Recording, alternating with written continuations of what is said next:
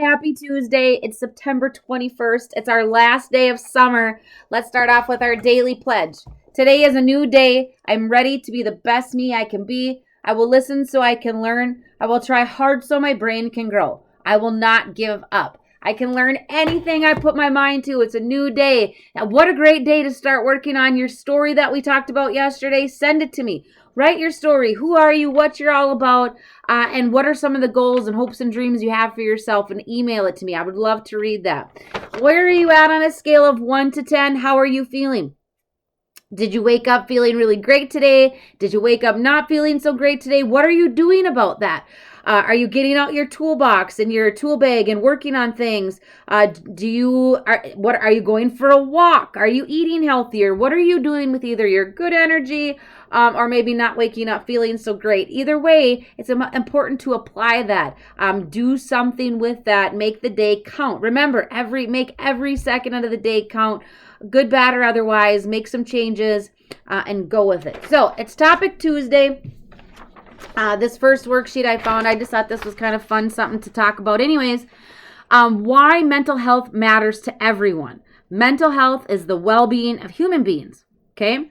It's our ability to feel connected, of service, and part of something greater than ourselves.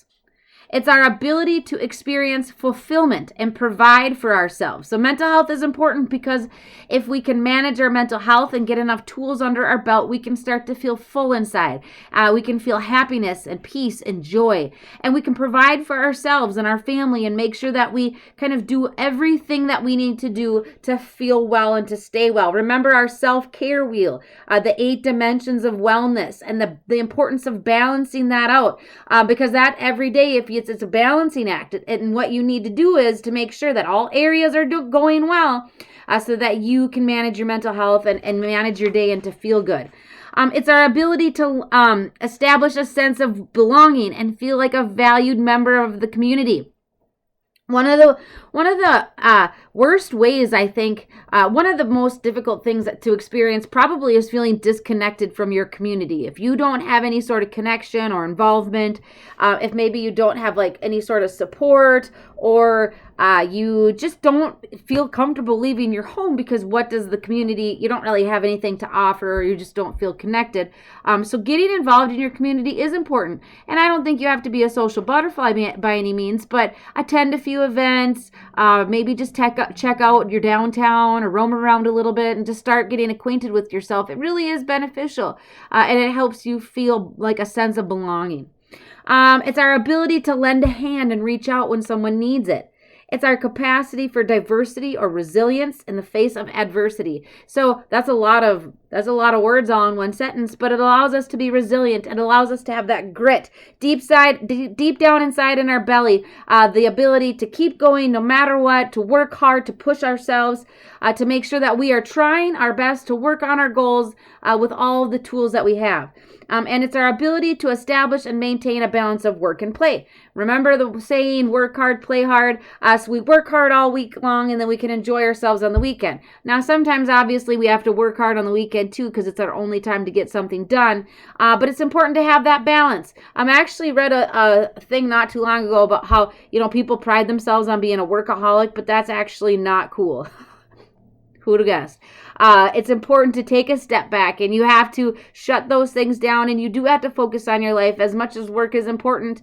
Remember that being a workaholic is not cool. That's what I saw. Mental health is all of these for individuals, communities, and the planet. All right. I thought this was cute. It's a nutritional fact sheet for managing your mental health. Serving size, a lifetime of happiness. Servings per container, an infinite amount. Let's see here. This product contains the main ingredients needed to be content and happy. The first one is self-acceptance, self-love, self-forgiveness, compassion, and loving your body, smiling, laughing, and just loving life. It's a commitment to being a good friend, staying true to yourself, accepting what you cannot change, and getting rid of negativity and self-hate.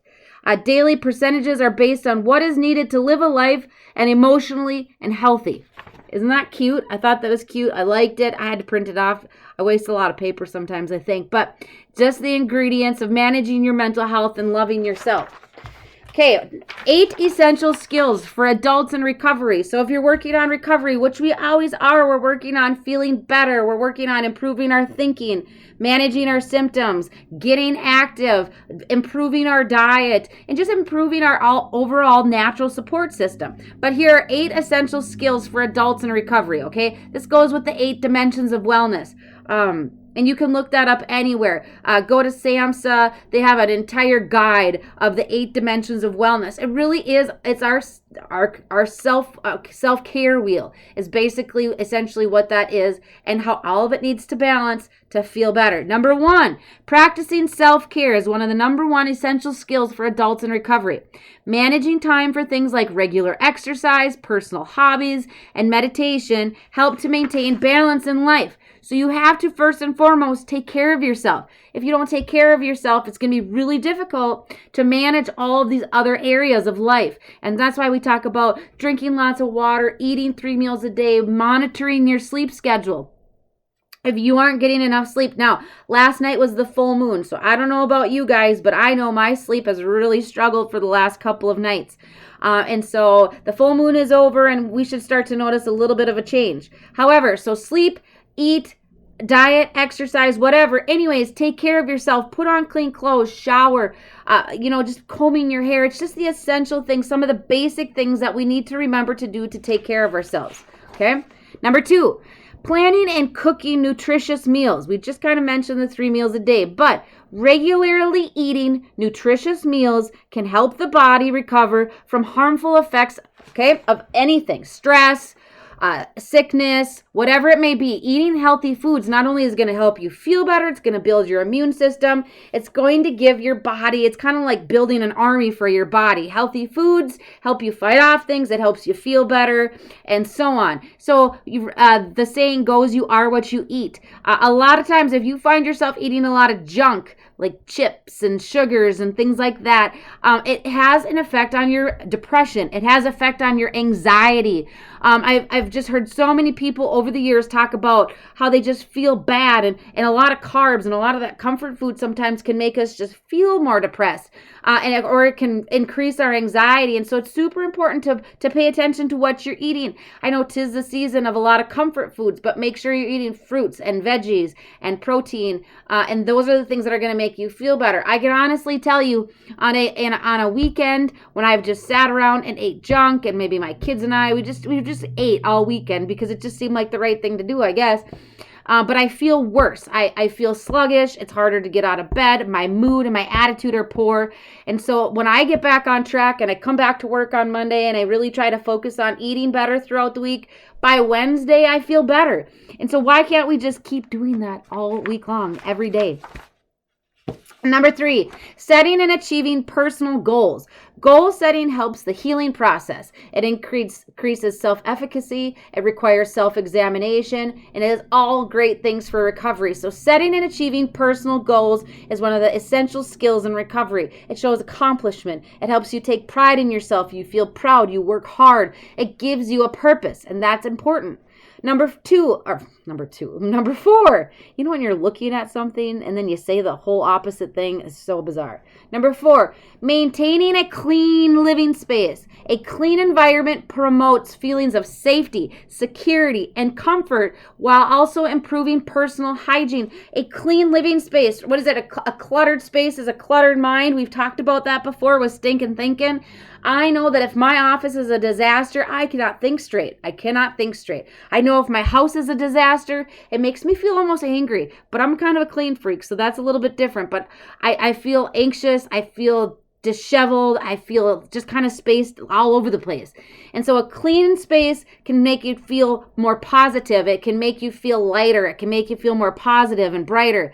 So work on cleaning your space around you, cleaning yourself, shower, clean clothes. I know when a lot of us were staying at home, and some of you are still now, but when we were at the stay-at-home order, I know that a lot of folks, it was hard. What was the point of getting up and getting showered if you were just going to sit at home all day again? But it's an essential piece of feeling better and managing your mental health. Even if you spend most of your days at home, get up, shower, clean clothes. Take care of yourself. a clean space, a clean body. It's going to help you feel more positive. Number 5, managing your finances. Money can be a powerful trigger, but saving and spending money wisely can help reduce your stress and help you manage your mental health. So true. We all know, no matter what, finances can be one of the number one things that just cause so much distress in our life because we're trying to figure out how the next bill is going to be paid, how we're going to put food on the table, and so on. And so managing your finances, getting yourself a budget, and just learning how to maybe put a few dollars away if you can at a time, just really getting all of that on track helps you feel better. It helps you reduce your stress. It helps you be able to focus on some of the other areas because managing your finances can really consume every ounce of your day. Number 6, healthy relationships. Relationships are built on honesty, trust, communication, and healthy boundaries. We need to reinforce that. We need to have healthy natural supports in our life. That's going to help you manage your mental health. If you allow toxic people in your life, they will continually bring in black clouds and negativity. They will stomp all over your boundaries. They're going to make it really difficult for you to manage your mental health. Number 7, managing time responsibly. Effective time management, being productive, prioritizing, having a schedule, maybe using a planner. These are things that are going to reduce your stress. You're going to know what the expectation is. You're going to know what you have going on. It just helps you compartmentalize everything so you just can space out your time and make sure you're being most effective and not feeling rushed or overwhelmed. And last but not least, number 8, finding and maintaining employment. Now, whether that's a volunteer opportunity or competitive employment, it's kind of the importance of building confidence, achieving your goals, financial stability, having a sense of purpose, getting up and having a reason vocationally, if it's a job or a volunteer opportunity, whatever it may be, that helps you feel a sense of accomplishment. Like it says, it's going to help you build confidence and it's going to help you just feel like you have a purpose. It's going to hold you accountable to get up every day and to make good choices.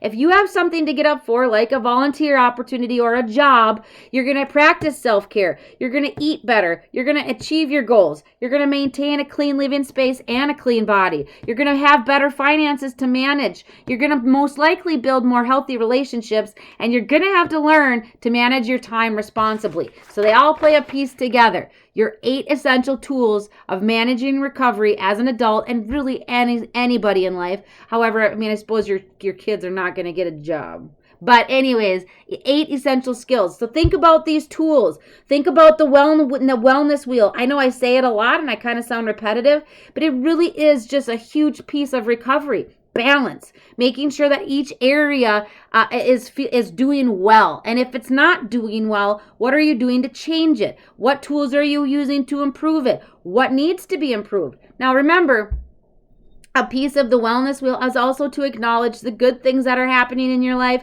It doesn't always have to be negative. If you're doing really well financially, celebrate that. If you're doing really great cooking your meals and eating healthy, celebrate that. Give yourself a pat on the back. Don't always find something negative. There's also good things happening, and so acknowledge that, but then start to really focus on how you can maybe apply some of that to the other areas, right? For some really great resources and my mental health toolbox, don't forget you can look at my tools and some more ways to manage your mental health. You can go to healthyyou.com, HEALTHIEYOO.com, and there's lots of different tools on there and resources that you can look at. My toolboxes are on there. Plus, they have lots of great health tips. Ways to improve your health and maybe exercise more, or that like cinnamon's really good for you. Read it. It's interesting. I enjoy that. I enjoy new tools and new resources. So anyways, your challenge today is to look at your self-care wheel and take a look at, are you taking care of yourself? And if not, what areas need improvement, okay? Don't forget, you can still write your story and send them to me. I would love to read them. Otherwise, I'll see you tomorrow morning for a walk. So get your shoes on and I'll see you at 9.